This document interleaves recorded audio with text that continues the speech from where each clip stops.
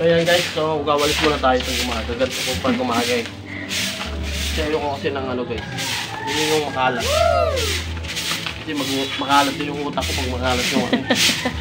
Makuhan. Yan ay pinaka-exercise mo. Para lumisimsan mo na yan, no? Wala nga oh. Wow!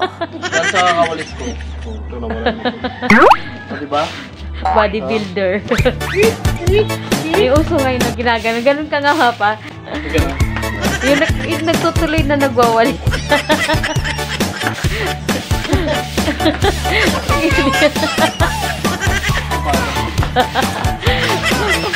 Paano nga yan? Ikaw papawis yan.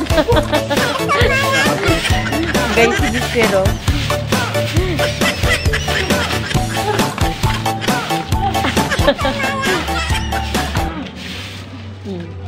Umagang kay ganda po mga kaibigan. Ayan, welcome to Kamandag Vlog. Ayan siya, nagwawali siya sa umaga.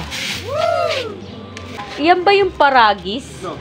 Ayan. Anong benefits niyan? Itong paragis na to guys, grabe. Maraming benefits sa atin sa katawan.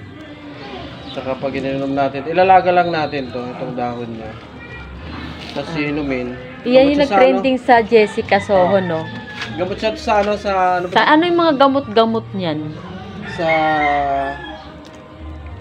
yung mga nahihirapan umihi? UTI. UTI. Tapos number 1 sa high blood, no? High blood. Pag tumataas ang dugo mo, iyan yung magandang inumin. Tsaka sa ano, cancer ba?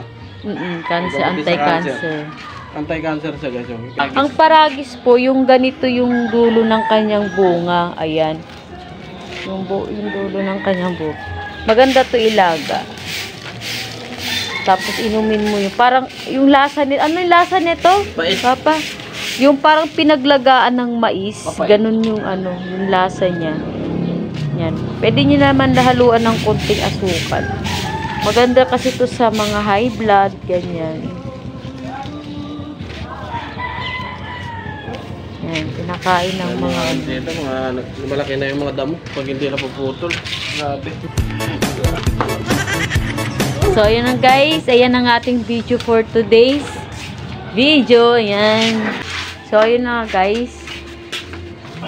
Dito na natapos ang ating videos for today. Ayan. O, paalam ka na. Grabe talaga, pinagpawisan ako guys. Malupit na talaga yung tsako sa akin pag-ulit. So hanggang dito na lang ang ating video guys. Kita-kita na lang ulit tayo sa ating susunod.